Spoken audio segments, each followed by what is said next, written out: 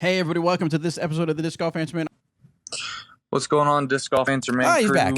I am a new player. I've only been playing about 6 weeks, but the progress that I've made is largely in part because of your all's podcast, so I can't tell you how much I appreciate that. Well, thanks. I do have a question for you guys. I was wondering if when you guys get a new disc, you do anything in particular to break that disc in, or if you guys like playing with the brand new, little more stable nature, I guess, of the disc. Or I think I saw on YouTube one guy threw his in a dryer on low heat. What?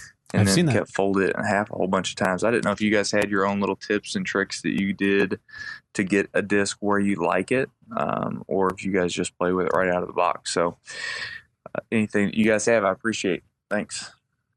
That's a good question. I like to just take the disc out and just throw it straight out of the box. I like to do that. If I have a disc that I need to break in for something, right? So say I had like a beat-in Defender that I lost and I needed to have another one. Yeah, I mean, you can kind of scuff up the bottom of it, hit some concrete, some streets with it. That'll alter the flight some. I also know that you can kind of fold the disc in half so that it looks like a taco with the rim on the underside, like on the bringing the bottom of the rim together, and that will alter the stability as well.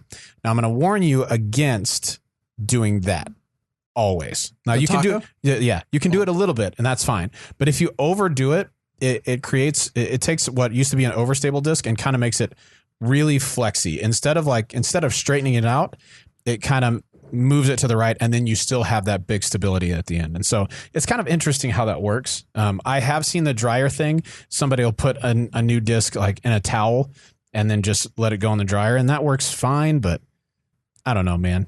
I say just throw the Frisbee till it beats up. Right. I've seen all kinds of I've seen the scuffing on the ground. I've seen people throw it into the ground. I've seen people throw it at a brick wall before. I've done that a while back, yeah.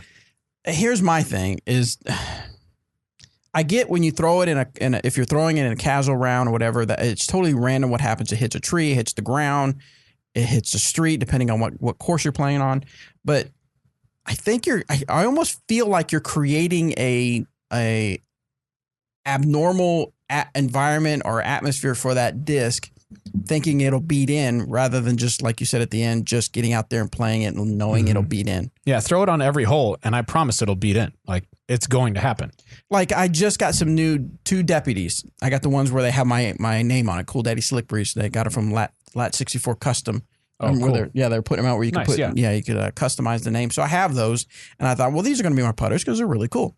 So now when I putt, obviously casual round, I putt with both every time to get just to have hit the change, hit the cage, not hit the change. You don't ever hit the not cage, hit though. the change. You always miss. No, make every time. So, but sometimes I'll putt and I'll make it. I go, oh, sweet, I made it. And I go, oh, wait, grab the other one real quick and putt it because I want to get both of those broke in. So they're both nice and seasoned. So if I happen to lose one, the other one's ready to go.